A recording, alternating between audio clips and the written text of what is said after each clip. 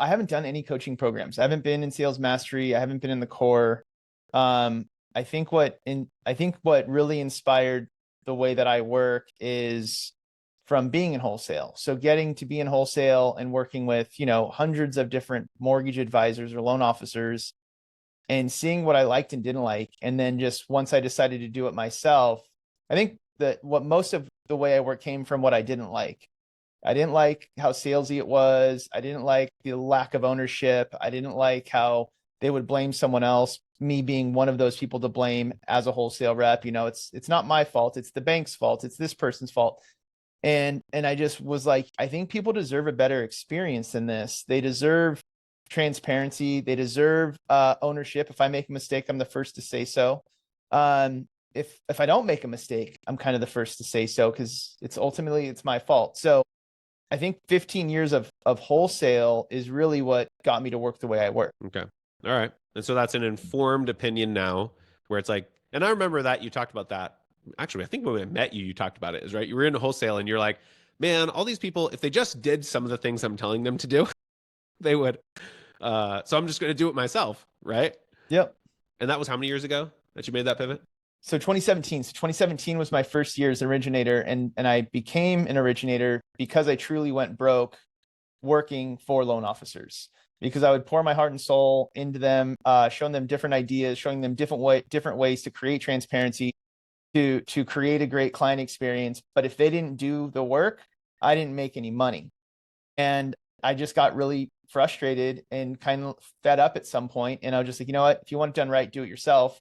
So January of 2017, I became a mortgage originator, and it was one of those, I should have done it sooner things. My favorite part of that story, like you said, is people said, well, Sean, how'd you do that so fast? Right? Like my March of 2017, I closed $5 million in loans.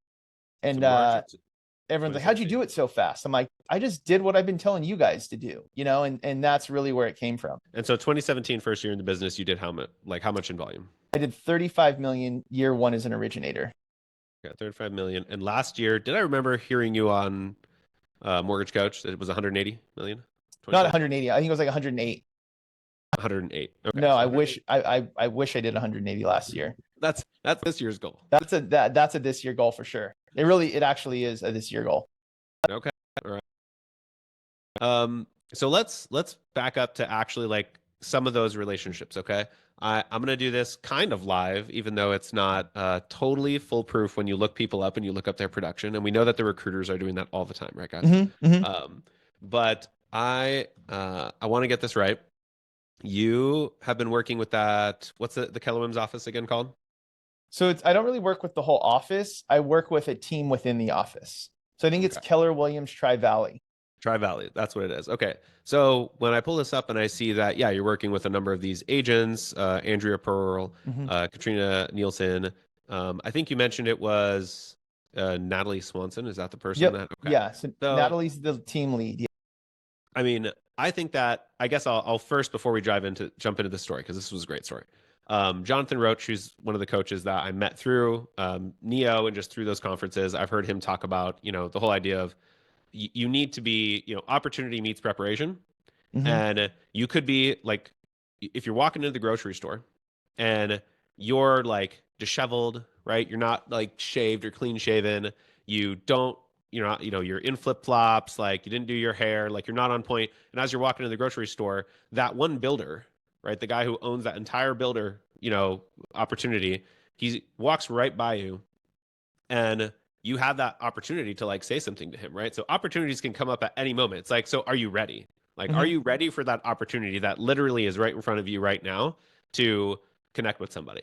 So those come at different times. And I think that for what, this story, I share that with you because this story I want Sean to talk about.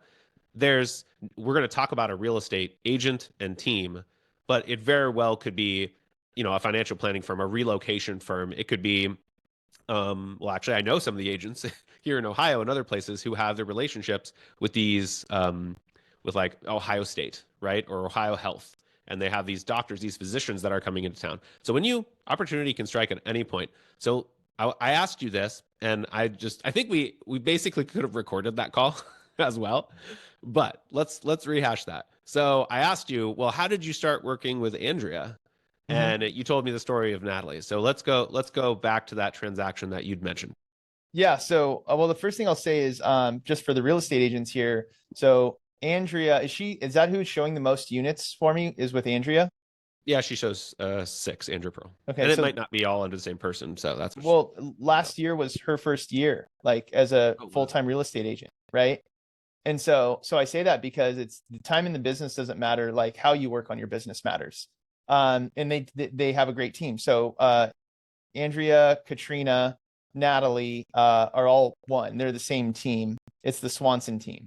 And so the way that I met Natalie, she does a ton of business, as you can see. They do a ton of business in Livermore, California. And one of my best friends was making an offer on a property. This is year, I don't remember what year this was. Yeah, I was Probably curious what year. 2019. Okay, 2019. 2019. It was 2019. Friend of mine makes an offer on a property that Natalie was the listing agent for. And I did what I do. You send a video, everything. She was impressed by that, right? But every listing agent seems to be impressed by that. It doesn't mean a relationship comes from it.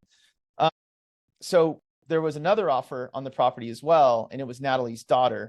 And Natalie was really clear. She's like, I just want you to know my daughter's also offering this property, but we're not just going to, she has to compete like everyone else. We're going to go back to the seller and see what they decide. So at the end of the day, my friend loses, right? Her daughter, Shelby, ended up winning. And so she called and told us that. And she's like, look, she just was willing to go higher in price. And ultimately the sellers accepted her offer. And I was like, well, thank you. I really appreciate the transparency. And I called my friend and told him, the bad news. And he was really upset because he's like, that's a joke. He only sold it to her daughter. And I was like, well, hold on. Like, she actually did this in the best way I've seen. She was really clear, really transparent, and made her daughter compete like anybody else would. And I really respect that. So I kind of defended her, right? This is an agent I know of, but didn't work with. And I just, I was really impressed by the integrity. And I just think that integrity is sometimes hard to come by in real estate mortgage these days. And so one day I just, it was probably closer to the holidays and I just felt compelled. I'm like, I'm just going to bring a bottle of champagne by Natalie's office. Like I was delivering to people I work with, things like that. And I walk into the office and the conference room's right on the right-hand side. And they're in there, they're being the team. And I said, they said, we're having our office meeting. And I said, I just wanted to introduce myself. I'm Sean, just so impressed by the way you handled that transaction. I've been thinking about it like ever since. And I just wanted to say thank you. And I dropped off a thank you card and a bottle of champagne. And it happened to be Natalie's birthday. So had I not done that, I would not have the relationship that I have with them. And that's not like a traditional way of getting business. And the intention wasn't, I'm going to do this today on her birthday to deliver a gift. It was, you know what? I feel compelled to do this. So I'm just going to do it. I'm going to run on that like inspired thought. And I think sometimes God, the universe aligns you with things. And that team of all the people I work with, that team truly feels like family to me. Like we work so closely together and have such similar values that it's like, I'm like, how do I find more people like this? And I just don't know if I ever will. Right. Okay. So a couple of things right there. I wanted to let you finish because I think I interrupted last time. So sorry about that. So how much time had passed between that deal that your friend lost, right, and this girl's daughter winning? How much time had passed before you actually went by the office? Maybe a couple months, maybe 1 to 2 months, I would say. 1 to 2 months. Okay. Yeah. And so you just felt compelled. Like Yeah. I have this idea and I'm just gonna act on it. Just do it. Yep. That's that's kind of how I am with everything. Like, I think that we have a lot of opportunities to, like what Drew just said. Like we all have inspired thoughts and then we don't do anything with them. And it's like, everything you're asking for is that inspired thought is the answer to everything you've been asking for, but you have to take action. Otherwise it doesn't matter. Right. What's like, that concept? Is it the 5-second rule or what's that rule? I don't know. But that, 5-second rule, 2-second rule, right? Like, yeah, I literally bought this watch and I decided, because for what it's worth, love the Ultra watch, right, from Apple. But it's much easier, I think, on that one. I have an older Apple Watch to like program a timer. but I just wanted like a 2-minute timer. So I literally went to Walmart and I was like, I just want this thing and I can just push this button and I can have a 2-minute timer. So I can start to just do it now. Yeah. And I think that since I've moved here into Columbus, I shared this already with you, Sean. There's been a lot of those opportunities where it was just like, the way that Drew said it, I think is great. Just acting on inspired thought. I think you framed that a great way previously as well, Sean. There's those moments where we can either just do it, and then there's the after the inspired thought. The more time that passes, the less and less likely we actually are going to act on this thing, right? So, quick recap here, right? It'd been a month or 2 months since you'd worked with this agent, right? And this, I mean, how many deals do you think you've closed now with this team? I mean, I don't know. A lot. A lot. Yeah. Okay. Like I have one closing with them tomorrow. It's like a 9-day. It's going to be tens of millions, like in production. Yeah, probably. Yeah.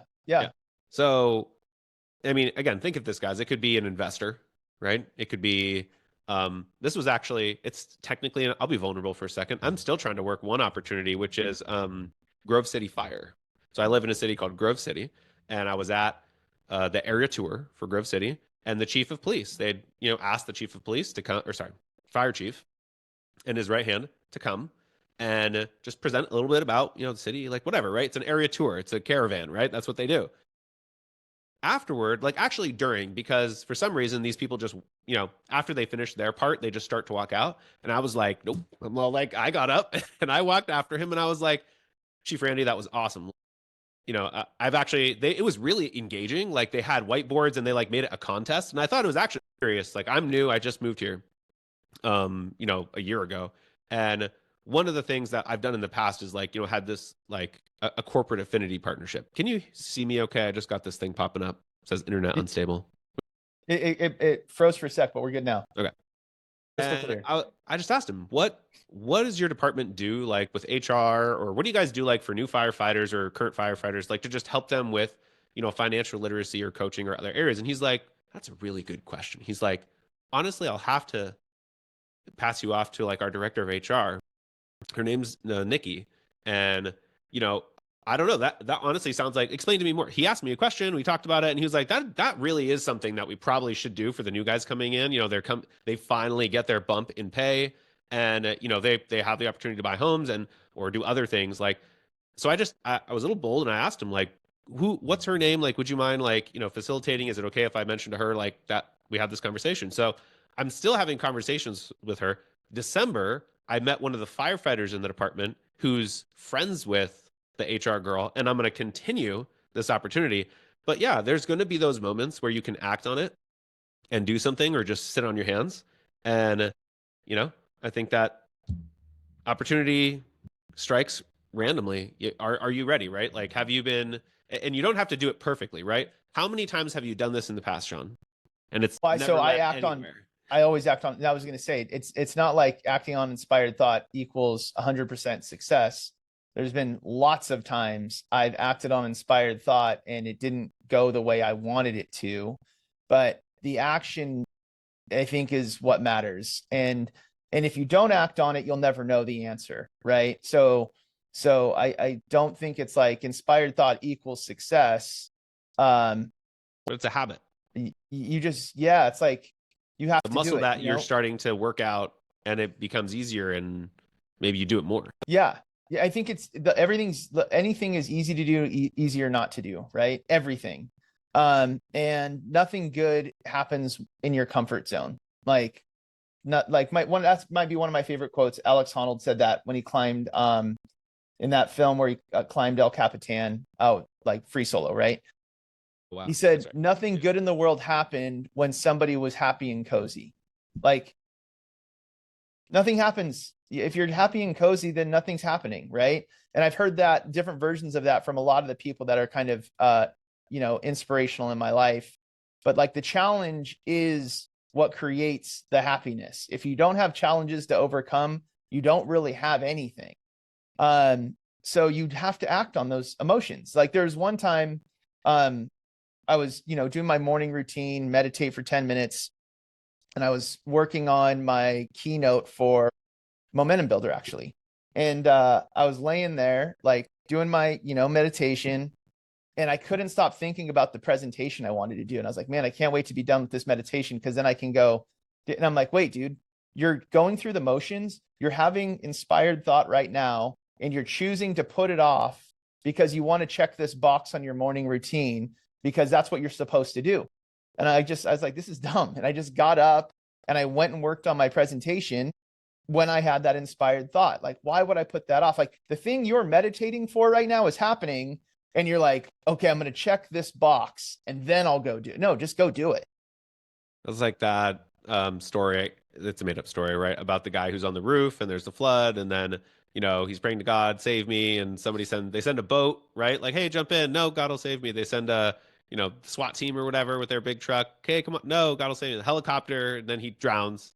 Why didn't you help me, God, when he gets to the pearly gates? And he's like, I freaking sent you a boat, the SWAT team, and a helicopter. Like, yeah, like sometimes it's there. You've been asking for it. Yep. Or why aren't you just going to well, I mean, obviously it's good to have routine and to respect those routines. So I feel like there's Totally. a separate part to that, which is also like, do you time block at all?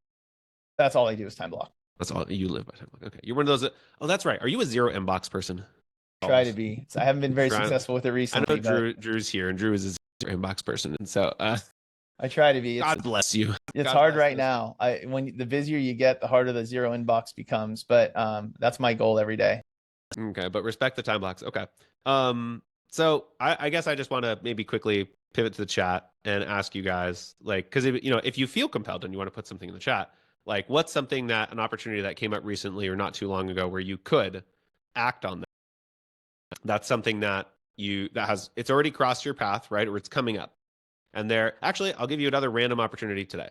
I took my kid to a dentist appointment because, unfortunately, my wife and I miscoordinated the schedule. Okay, babe, I admit it. I shouldn't have done that, but I had to take him earlier. And so I moved things up to take him to the dentist's office. And the doctor Dr. Nicole, who runs this entire practice, it's just her, right? And it's an amazing, like, this is one of those places you go to and you understand why they have 100, 200, 5-star Yelp reviews. Everything is done really well, right? Like, in the team, like, you can tell the intentionality, like, everything is just so well thought out. And I wanted to compliment her on that. I was like, this is the third time I've been here. Like, this is an amazing experience. I was just engaging with her on, we ended up talking about food, sushi, because good sushi here in Columbus is hard to find. But my inspired thought in that moment was, wow, I need to, this is a really cool person that I actually really could even be friends with. And I could be referring this person business. Like, this is not only a potential VIP, I want to invite this person I need to put on a happy hour. Like, I need to do something where I can invite her and her husband, and I can invite some of these other friends that we've made at my kids' daycares since I've been here. Now I just need to do it. I was like, okay, what can I do? I mean, I'm still having that thought right now of like, what's coming up that I could facilitate for these people where it's, it's a good experience, right? It's not awkward. It's just something that's natural and organic. And you could invite people and say, hey, I think that, you run not only a great business, you're probably a great person. Like, I'm doing something, just like it's an open happy hour. I don't know. How would you encourage me to maybe do this, Sean? So that one to me is pretty easy, my boy. Do it. So set the example. And by the way, if you guys in the chat, because we're getting to this in a second, if you want help, this is what we're going to do. We're going to workshop this a little bit and actually like put pen to paper on some of this stuff. So don't be shy if you're going to have something in a second. All right, go ahead, Sean. Yeah. So, I mean, that's easy. So that is inspired thought. I would pick the location, book the date, send an invite, and now you're committed. Like, that's it. And if you want to take it one step further, because it's easy to not send an invite, it's like, okay, I found the location, but if I don't tell anybody, I still don't have to do it. And then put down a deposit back and fall in that trap. Yeah. Put down a non-refundable deposit, right? If you're booking a private room or something like that, they're gonna want you to commit, right? Financially. All right, cool. So if I don't do, I'm doing this thing because I think it will make me money, right? It'll make me relationships, and relationships make me money. If I don't do it, I'm going to lose money, right? In humans, we are all more likely to do things out of loss than gain. Like, if I tell my son, hey, take out the trash and I'll give you $20, he's less likely to do it, or he's more likely to do if I did the opposite and said, if you don't take out the trash, I'm going to take $20 from you. We do things out of like fear of punishment more than reward. So anytime I have an idea for an event, I book the date, put down a deposit, I send the invite, and now I'm committed. Like there is no choice but to move forward with this at this point. That's it. That's it. All right. I'm going to have to, I just pinged you, Drew, because I was like, all right, I'm going to invite Drew up here. Actually, I think I should probably, rather than give you permission to talk, if I probably have to promote you to a panelist. And hey, while Drew is doing that, I'll probably like Bill, if you're down for this, unless you're at the gym like Joshua, because he was texting me he's at the gym. I want to promote Bill, maybe you. So if you're down for this, Drew, you can turn your camera on if you have that as well. But are you with us, Drew? Because you put a good question in the chat about the flexibility in your discipline. Can you hear me, Drew? Yeah. What's up, dude? How's it going? What's going on, Sean? And you guys are in the same market, actually. Oh, nice. Oh, Yeah, I'm a little more southern, but yeah, absolutely, man. right on. So I love time blocking, and I'm sometimes good at it, sometimes not. And my question is essentially like, how do you build in that flexibility? Is it you just give yourself grace, like, hey, I have this inspired thought, and I'm supposed to be, prospecting, or I'm supposed to be doing something, whatever it is, but it's something other than that, or do you build in meniscus in your daily calendar? I think a little of both. I always have space, like because if I time blocked from when I wake up to when I go to sleep, things run over, things get mixed up, right?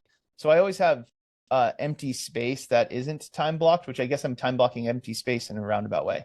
So I try to do that, but otherwise, I just look at what the task is, and I try to look at what's most important, right? So I like came with this little thing about like closest to the dollar. What's closest to the dollar? That's the thing I need to do right now. So if we're time blocking to prospect and I get a deal in contract, is the prospecting more important or is closing on that deal on more important? And I would prioritize getting that transaction going over prospecting because that deal is closer to me making money than the prospecting is. Okay. Then shift back. And so do you subscribe to the like, if you erase, you must replace kind of mentality, where if you're going to get that deal to the finish line or get it going so your team can run it, then you're going to move your prospecting block out? Yeah. Yeah. Yeah. Yeah. If I believe prospecting is an important thing, I also think about things that you write down and then they don't get done. And then there's another day they don't get done. There's a reason why it keeps getting pushed out. And now it's time to question, are you a procrastinator and this is just outside of your comfort or too far outside of your comfort zone? Or does it just not need to be done? Yeah, that's a really good. Quick question on the pushing back the time block portion. So if you're, let's say you're prospecting, Sean, and your calendar is probably pretty full. Is it fair to say like, a couple days out or maybe even a week out, your calendar is pretty shot already? For the most part. But like today, the only things on my calendar today were my pipeline meeting this morning and this. The whole day is free, but I mean, the laundry list of things I have to do today is pretty extensive. But I left it open because I needed a day to get through everything. Okay. But when you have some inspired thoughts and you're in the middle, right? Like there's the day is full and the next day is full. To Drew's point, how are you maybe pushing out some of those time blocks, or how would you navigate that? I guess we're just using lead gen as the time block. Let's say it's something else. I don't think inspired thought has to happen in the moment. Inspired thought just needs to be acted upon, right? So like the champagne thing with Natalie, that was something I thought of, and I didn't drop everything I was doing and drive 30 minutes to her office. It was like, I'm going to build this into my day. So the day was go deliver things to my real estate partners because it's right around the holidays. And I was like, yeah, I've never, met Natalie. I'm just going to drop this thank you note off with this bottle of champagne. And it just, this is where we say it's a coincidence, but is it really a coincidence, or is it things aligning with your wants? And it just happened to be her birthday at the exact same time they were having their team meeting. Like, what a coincidence. Okay. So yeah, like I'm looking at my expense report. I've been meaning to do that for like 30 days and I hate doing my expense report. It's boring. So I keep putting it off, but guess what happens? like the expenses get thicker and thicker. And then I'm gonna be like, oh dude, there's no room on my credit card to do business expenses anymore because I didn't do my report. So like that is getting done today. Okay. All right. Your list is getting long. But and that's a good reminder. So I mean, does that help answer, I guess, the question, Drew, of flexibility and discipline? Yeah. I mean, can I steal the spotlight for one more second? Ask one more Sure. question. Yeah. Okay. Thank you, Sean. Dude, yeah, this is great. So to do, the way I operate is if it's on the calendar, I'll get it done. If it's not on the calendar, it may not get done. So with like a to-do list, I've bounced around on a myriad of different things. So not having anything on your calendar gives me anxiety, right? So like, how do you do your to-do list? Are you just going down a list, or like what does that management look like? Yeah, so I mean, for me, I'll show you let's see, show you the planner. So I'm a paper guy.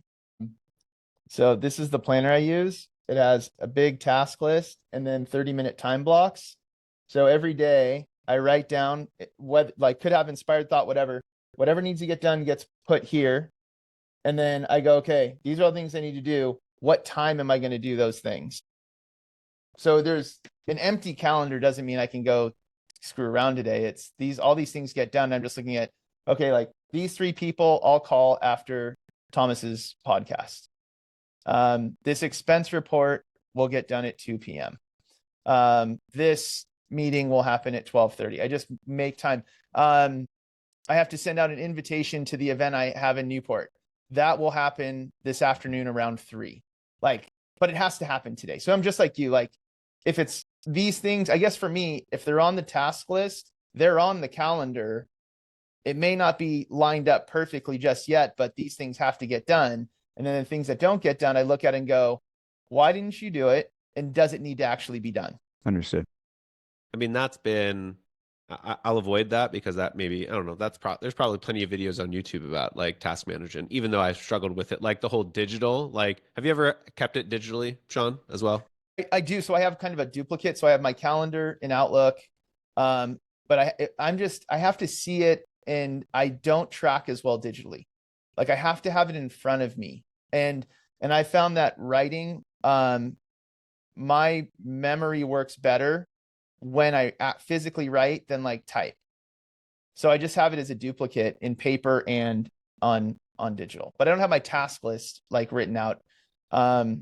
Yeah, I've used this book since 2017 when I started. So maybe that's just force of habit for what my LO career has been, is involved that specific book. Yeah. Yeah. I mean, I recently there was a meeting with Scott Groves. He owns a coaching company called Consolidated Coaching. He had this Panda Planner thing. I haven't even used it yet, but I did order. I was like, okay, I like some of the format of this. It's got some of the stuff that, you start your day with like intention. So it's a little bit ironed out in that way as well, with like, from some of the prospecting calls you want to make to your miracle morning, etc. Definitely better ways to kind of manage that. Again, that could be probably an entirely different call. But while we have some time, I guess to expand a little bit on this notion, I want to go back maybe. So that hasn't, acting on some of this inspired thought hasn't worked out. How do you get in the habit of circling back maybe to some of these opportunities, keeping them in the rearview mirror? So when things don't work out for me, I get mad. It's like, what did I do wrong? Right? Like, okay, this idea. So, I have an idea. I'm going to go act on that idea. And the idea didn't work. Why didn't it work? Like, I still want to work with that person, like builders, like you mentioned builders earlier. I would love to work with builders. I haven't figured out my way in, and I've tried every clever little way I can, but I just haven't been able to create that relationship. And that bothers me. So it's always in the back of my mind of what else can you try? But if I can't think of anything new, like I also have to look at, from like a gratitude perspective, I'm very grateful for the business that I do have. Right. So it's like, I mean, the 2021, when the whole, do videos in this format thing went kind of nuts, and everyone in mortgage and real estate was doing the, Neil's style of videos. I fell into that.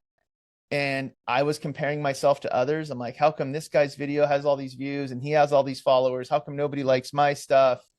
Meanwhile, I'm doing a lot of business still, right? But I'm feeling a lack, right? I'm feeling inadequate. And one of my buddies that was one of those guys, or still is, calls me. He's like, dude, I haven't closed a loan in 2 months. And I was like, what? I was like, how is that possible? Like, you have all those followers, all those views. How are you not? He's like, I don't know. I'm like, well, I've never had that problem.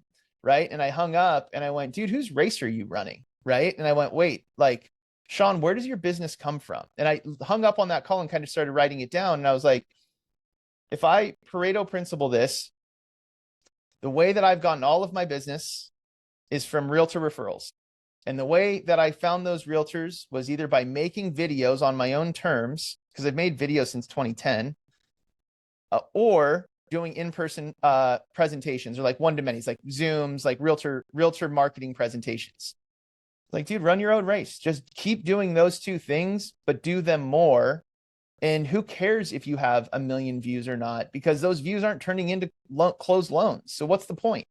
Yeah. Content. I mean, I'm sure every single one of us on here is either trying to create more or has already been through that phase. It's definitely a shiny object. You have lenders teaching people, how to create content, does like value proposition work with me. Everybody's, in one way, shape, or form, probably continue to dabble in that. Mm-hmm. And I forget who it was I saw mention that vlogging is probably actually more popular now, right? Than the talking head, like the really well polished professional, like with transitions, right? Like edited to the nines, like, with B-roll, all that jazz. The talking head stuff. And you do that really well, Sean, right? Like, I think you act on inspired thought with like MBS Highway or mortgage bonds and stuff like that, right? You're just doing the screen share thing and you've got it right there where you're just acting on it, sharing. So that's a good example, I think, of inspired thought as it pertains to content creation. So maybe to focus on that for just a second. Yeah. For anybody who would benefit on, we all have content to create. I like the fat kid analogy at the gym that you talked about. I share that story to this day. Do you remember that story? I It told was an analogy. It was an analogy. Are you sure? Yeah, tell it, because I don't remember it. So this is, you could find the old YouTube videos. So you'd mentioned that when you see a fat kid at the gym, right? Think of it this way. When you see a fat kid at the gym, weighs 300, 400 pounds, right? What goes through our heads when we think about this person, right? Like, are we judging them? Or are we like what are they doing here, right? It's like this, wow, okay, good for you, right? Like, that's probably what a good human being would think, right? Mm-hmm. Well, okay, let's say 6 months pass by, and now, a year more, and that 300-pound guy is now, 200 pounds, right? Like, what do you say? Like, you'd probably say to that person, like, damn, dude, like, good for you. Like, really proud of you. Right. And that's kind of how it is in the content creation game. And you talked about this, it was pertaining to being authentic, right? Like, if you wait, a year to get the perfect camera, to get the perfect microphone, to, get the editor, to have the money to be able to afford like the professional videographer to film you, like all these things, you just robbed everybody of the journey. Mm-hmm. And they have nothing to be proud of you of, actually. Because when you post that first video a year later that you could have like shown the fat kid journey for the last 6 months, a year, everybody just gets to say, nice video, right? Versus they, do you remember this at all? Does this ring A little bit. well, I talk about it. Okay. I think that there's, acting on some of that inspired content as it pertains to, inspired thought as it pertains to content. We're getting our words mixed up now. Yeah. Who, I know that, let's see, I've talked about this actually with Joshua and Christiane. I can see you guys in here. Mindy, I know you've actually taught some social media stuff. You do titles, so I know you've taught some content creation classes. And if you have you want to weigh in on this topic, feel free to raise your hand. I can bring you up here. How do you coach? Do you have an event you're teaching right now, Sean? I saw you had like 5 or 2 seats left. Was that yours? So that's what I'm speaking at. So going back to the content thing, and I'll get, so, I do an event, 2-day event in Newport a couple times a year for loan officers. I tried doing the coaching thing every other week and I hated it because nobody ever changes. They just tell you why they didn't do the work for the last 2 weeks. And I'm like, why? I'm not interested in your money if you're not going to change. But the event I'm speaking at next week is with a realtor, and I was on a call with her yesterday. And if I didn't create content, I would have never met her. I would not be speaking at the event. So do I get tons of leads from making content? No, but people already know me before they know me because it's there. And to your point, there was a moment where the edited transitions, cool, like people liked that for a second. But what people really want is authenticity. They want to know if they want to see if they know, like, and trust you. And if you're reading other people's scripts and they find out you're reading someone else's scripts, it would be hard for me to trust you if I know that it's not your own, right? If I'm looking at you online, I go, dang, this guy's really smart. And then I realize, oh, wait, that's just a script. He actually probably doesn't know anything, right? It could be counterproductive. So yeah, I guess going back to the inspired thought premise, I'd rather make content where I see an article or mortgage bonds or something that I'm like, you know what? There's value in this. People are either scared or nervous about something. So this gives me an opportunity to add value and just go on, record, and say done. Nobody cares about the editing anymore. I have a box of gear right behind me. And I use, How much was all the gear? dude, a lot. Thank God my son's an influencer. I gave him my big fancy camera. Oh, there you go. Yeah, like he's not joking. Actually, his son actually does. I see his stuff. But I mean, my iPhone's plenty. Like, I have an iPhone. I have a mic that I got on Amazon that works as good as the DJI ones. I have this one still, but nobody cares about your gear.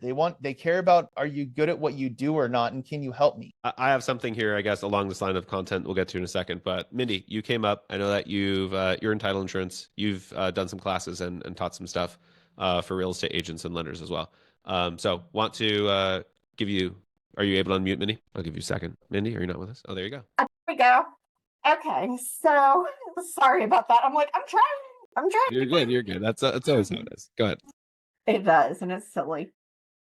So yes, I do a synergy and success group. It meets once a month. Basically, I get agents and a couple lenders together, and we pick a topic. I pick a topic beforehand, and I send out the invite, and basically I, say, this is this month's topic. Think about it a little bit. Come with any ideas you have. I recently had Ashley Steinhauser, Nick's wife.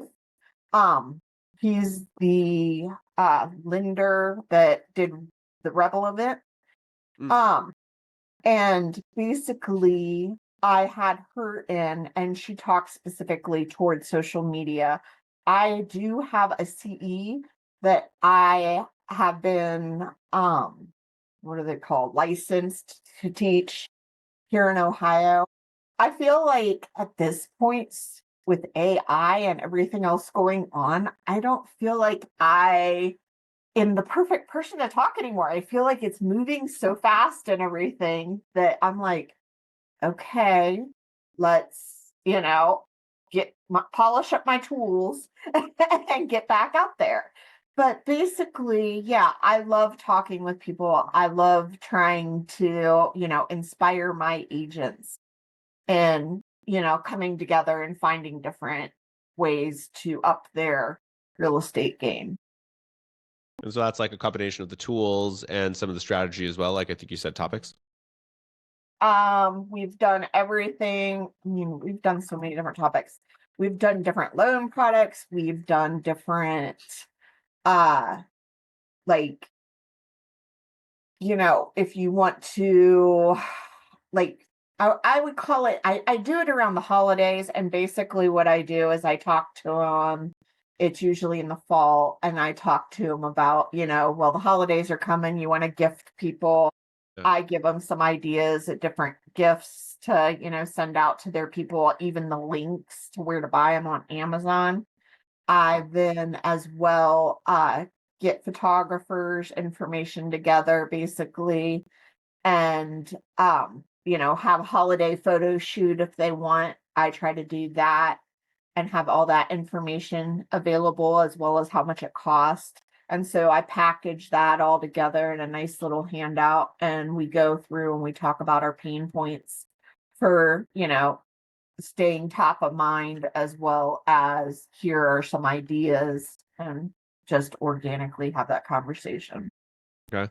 Do you mind if I ask, excuse me, what has some of the experience been like, I guess, on this subject of acting on inspired thought? Because again, it's kind of like a muscle, right, Sean? It's like a skill where the more you do it, there's definitely, and I'm guilty of this, right? Like when I, first was trying to create content, it's definitely like you want to prepare.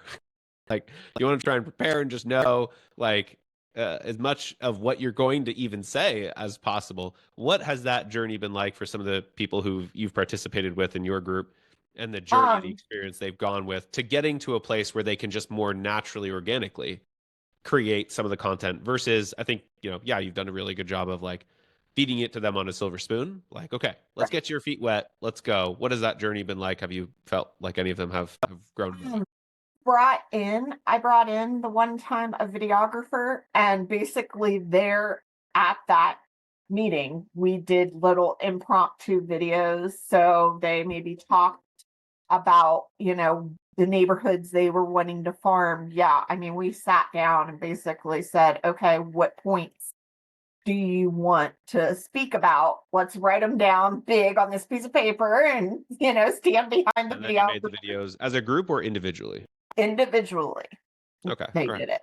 Like, everybody got a turn. We all took our turn. And so that was something that was very inspired, that I think really encouraged the group, because people are afraid to impulsively do those things, to put themselves out there. And so I think it's important to try and push that envelope as much as you possibly can and encourage people to step out of their comfort zone. It's not going to be perfect. We're not striving for perfection. You're striving for movement. And, something is better than nothing. So yes, I think that's very important with like inspired do it now type things. Yeah, cool. I want to be mindful of everyone's time. So we're kind of at 10-minute mark. Sean, do you teach content? Like, is that part of what you do it's a 2-day event, right? Yep. Yeah. So day one's all marketing. Day two's execution, because I've met loan officers that are really good at loans, but they don't know how to get them. And then I've met people who are really good at marketing, but they don't know how to close loans. So kind of try and do both. But yeah, content is part of it, because I think it's really important. And I just show them a way to simplify it. Like, you can make content without making it. It's just as authentic as it can be. All you have to do is put your phone up and let it record, and then go back and be like, did I say something smart or cool? And like, oh yeah, I sounded pretty good right there. Like, I'm sure everyone has, whether you're a realtor or a lender, you've had conversations with clients and hung up and been like, oh my gosh, that was good. That was good. Like, if your phone was up recording you, you would have content, and people would authentically be learning how you deal with your clients, because you're sharing an actual experience. You don't have to say their name. They don't even have to be on it, but your solutions are what matter. And then you're not even thinking about making content. You're just doing it and it doesn't get more authentic than that, right? There's no way you can be authentic if you're or be inauthentic if you're just having a simple client conversation and you leave it at that. Yeah, there's a story, and people, human beings, right? We love stories. Mm-hmm. That did come up at one point. I remember talking about it. Some agents, I'm sure even lenders feel this way. We all maybe certain people could easily feel this way. You don't want to, like, you feel a little like you're talking about somebody, but if you're not using their name, even if you're not using their name, right? Like, I guess you're talking about a situation. It's not like you're throwing the address out there, but I mean, do you have thought on that, Sean? Like, yeah, that's just a fear to get over. I do it all the time. And somebody asked me like, hey, how do your clients feel about you telling their stories? I'm like, I didn't say their name, didn't say their address. I just told someone's story, right? Has it ever come back to bite you in the butt? No, because I've never said, oh, I just helped Thomas buy his house and boy, did his credit suck. But guess what we did? We did a rapid rescore and this and that. And now he's home and I got his interest. Like, yeah, that would be really messed up. But if it's, hey, people always worry about their credit. I just helped somebody who didn't have perfect credit. We did a rapid rescore, got the score up in 3 days. His interest rate went down by 0.5% of this result. So that story is totally fine. I think telling the story without people's names, the names have been changed to protect the innocent. Love it. Yeah. The I guess, and again, this is something that there's always a version of inspired thought, I guess, as we're talking about. It doesn't have to just be a video, right? Like, good example was on Instagram, when you're on the messages tab, like everybody can throw that little bubble at the top where it's all like, Oh yeah, right? Yep. Like, or whatever. And I've played around with that a little bit, but one day I was like, man, my kids, and I'll be honest, I guess I listened to it too, right? Like, you got that new Bruno Mars and Rose song, Apartment, right? If you know what I'm Maybe. talking about. If you have kids. So anyway, that song's just like always playing for my kids in our house. And I literally just said, kids' new favorite song. And I put that song right there. And I actually had people messaging me saying, my kids are always listening to that song too. It's actually a really good song. I like it. Mhm. But I'm sure that I can bond over that with people because kids just freaking think it's fun. The little examples of opportunities where I've heard some people talk about, oh, if blogging is your thing, then write articles, right? And okay, cool. There's a lot of ways to kind of go in that direction of inspired thought as it pertains to content creation. I guest I'm going to actually have in 2 weeks, and some of you actually know her. So she's here in Columbus. She's a loan originator with Lauren Walton. I mean, I get along with all originators. I'm abundance minded. Sean's with cross country, right? I don't care. There's plenty of business out there for everybody, but Mhm. I admire her story coming from Chase call center, and she's now in retail, and I think she's only been doing this 4 years, 5 years maybe, and I just really admire like the business development that she's done, right? Like, I could have easily, like, I remember when I moved here and I was like surveying the land, right? Like looking at my competition and everything. And I could have easily, like, if you saw her presence on social, you saw she has to post at least like 7, 8 times a day, right? Between stories and reels and sharing other people's content. So she's going to be coming on in 2 weeks, talking a little bit about her transition from call center to being retail. But it's definitely a skill, and I'm definitely not there. I remember talking with Rene Rodriguez about this. Like, his goal was to post over 3,000 times a year content, and it's not. I mean, well, Sean, I'll put you on the spot. How many times have you posted today? I haven't. I blocked my phone, so I don't have access blocked to it? social media until noon Oh, Pacific. good for you. Yep. Okay, all right. But I could probably. But I've wanted to post numerous times, and I do think from an inspired thought perspective, the block might maybe a little bit more of a curse than a blessing, but I am ridiculously more efficient when I don't have access to Instagram. That's a distraction. So I was all like, I just, Lauren was on her company trip, and so she didn't post at all, and I was all like, oh, Lauren's not posting at all, it's so sad. But if you look at her feed, right, like, she's posted, what is it, 1 2 3 4 5 6 7 8 9 10, she's got 11 stories currently floating there, and some of these are hers, some of these are just shares. And it's a skill where sometimes we're just, if you feel compelled to share a story about a new build, right, or about somebody else's event, there's always going to be an opportunity to do that. Do you share a lot of content, Sean, or do you find yourself creating your own content? I try to create my own as much as I can. If I do share content, it's just things that I thought were funny. Like, I think I shared a chicken one the other day. Yeah, I love stuff like that. There's like a negative, oh gosh, it's an entire Instagram page dedicated to, like, not negative memes, but it's like they're really mean memes. Oh, okay. Like, so I grab those and I share those all the time on my stories, and I get people commenting and messaging me saying, "Oh my God, that's hilarious!" Right? Because it's just like this entire meme channel dedicated to nobody gives a shit. Like, get up, like, Yeah. that stuff. So there's always something to be shared on content. Do you have a final thought? I guess jumping back here, because 2017 you got in the business, 2019, right? And you've been working with that team now for 5 years, right? 4 or 5 years. Mm-hmm. Okay. Can you give me another example or story, right? I was quickly looking at here. It looks like you work with a number of different Compass agents. Okay. So we've got Diane and is it Katie? Katie. Yeah. So Debbie. yeah. What's the story here? Well, so Katie, okay, I'll give you Katie's a great one. So Katie, I met, she was I think more like transaction coordinator, and then was licensed, but then decided to go out on her own. And she did. Her mother is a real estate agent as well.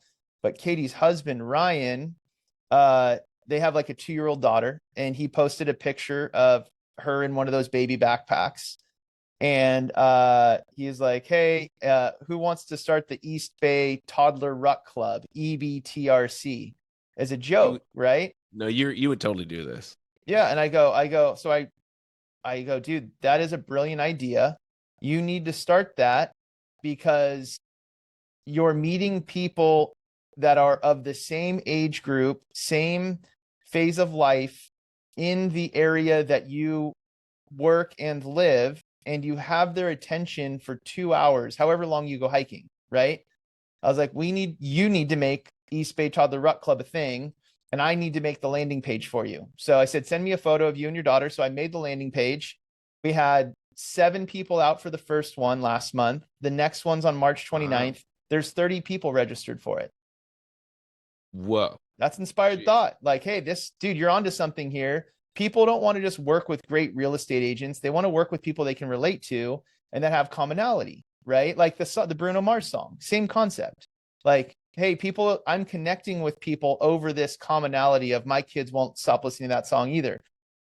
And then Ryan likes hiking, goes with his daughter, loves to be outside, and either inspired other people who didn't and go, you know what? I don't have an excuse to not be outside and go work out. I should take my kid out. Or they were doing it anyways. It's like, hey, it's like we found our people. And I think, that's what facilitating. You're a good facilitator now. That's what I want. I guess kind of in closing, like what I want every loan officer and every realtor to do is stop thinking from a place of lack and be more like Thomas and think from an abundance perspective and go out and figure out who you are here to serve, because we cannot all serve everyone.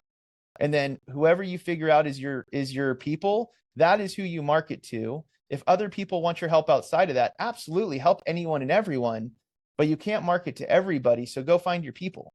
And then life gets easy. Life gets easy, work gets easy. It all comes together.